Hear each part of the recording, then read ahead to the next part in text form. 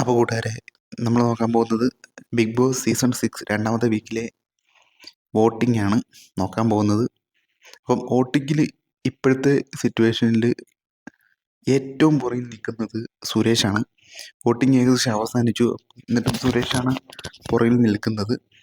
സുരേഷ് എന്ന് പറയുകയാണെങ്കിൽ നമുക്ക് വളരെ പ്രതീക്ഷയുള്ളൊരു ഗെയിമറായിരുന്നു, കണ്ടസ്റ്റൻ്റ് ആയിരുന്നു. പക്ഷെ പുള്ളിയുടെ ഗെയിം കളിച്ചിട്ടുണ്ടോ എന്ന് ചോദിച്ചു കഴിഞ്ഞാൽ കളിച്ചിട്ടില്ല. കുറേ ടാസ്കുകളൊക്കെ ചെയ്ത് ആരെയും വെറുപ്പിക്കാത്ത രീതിയിൽ നിന്ന് പോകുമായിരുന്നു പുള്ളി.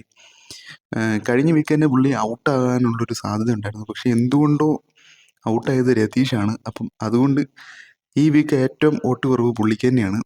പുള്ളി വന്ന ടൈമിൽ കുറച്ചൊക്കെ ഗെയിം കളിക്കുന്നു, കുറച്ചൊക്കെ പക്വതയുള്ള ആളായിരിക്കും എന്നൊക്കെയാണ് ധരിച്ചിരുന്നത്. പക്ഷെ പുള്ളി ഒട്ടും അവിടെ ഗെയിമും കാര്യങ്ങളും ഒന്നും കളിക്കുന്നില്ല. വെറുതെ ഒരു സേഫ് ഗെയിം കളിച്ച് പോവുകയാണ്, കുറച്ച് ടാസ്കുകളും ഒക്കെ ചെയ്ത് ഇങ്ങനെ പോവുകയാണ്. ഒരു കാര്യത്തിലും നിലപാടും ഇല്ല, ഒന്നുമില്ല. ആരെയും വെറുപ്പിക്കാതെ പോകുന്നൊരു ശൈലിയാണ് പുള്ളി മുന്നോട്ട് വെച്ചുകൊണ്ടിരിക്കുന്നത്. അപ്പം അതിൻ്റെ ഒരു വിഷയം കൊണ്ട് തന്നെ പുള്ളി ഇപ്പോൾ വോട്ടിങ്ങിൽ ഏറ്റവും പുറകിലായിരിക്കുകയാണ്. ഇനി നമുക്ക് വോട്ടിങ് എടുത്തു നോക്കാനാണെങ്കിൽ 1-ാം സ്ഥാനം ഋഷിയാണ്, 2-ാം സ്ഥാനം സിജോയാണ്, 3-ാം സ്ഥാനം റോക്കിക്കാണ്, 4 നോക്കാനാണെങ്കിൽ ജിൻഡോ ഒക്കെ വളരെ മികച്ച രീതിയിൽ വോട്ടിങ്ങിന് ഫ്രണ്ടിലോട്ട് കയറി വന്ന ആളാണ്. അതുപോലെ തന്നെ 5-ാം സ്ഥാനം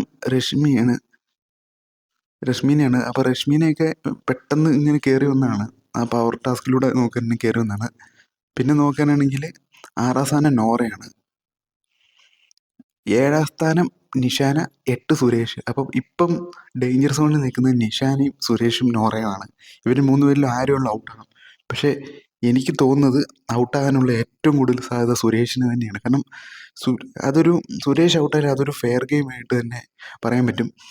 ഈവൻ നിഷാന ഔട്ടാവുകയാണെങ്കിൽ അതൊരു ഫെയർ ഗെയിമായിട്ട് ഞാൻ പറയില്ല. കാരണം നിഷാന കഴിഞ്ഞ വീക്കിൽ അത്യാവശ്യമൊക്കെ ആക്റ്റീവായിട്ടുണ്ട്.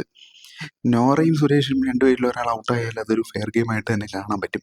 നിഷാന് ഔട്ടായാൽ അതൊരു ഫെയർ ഗെയിം എന്ന് എനിക്ക് പറയാൻ പറ്റില്ല. കാരണം നിഷാന അത്യാവശ്യം കണ്ടന്റുകളും ടാസ്കുകളിലും ഒക്കെ പങ്കെടുക്കുന്നുണ്ട്. പിന്നെ കഴിഞ്ഞ വീക്കിനെ അപേക്ഷിച്ച് സുരേഷിനെ നോക്കുമ്പോഴത്തേക്കും നല്ല രീതിയിൽ പുള്ളിക്കാരി ആക്റ്റീവായിട്ടുണ്ട്.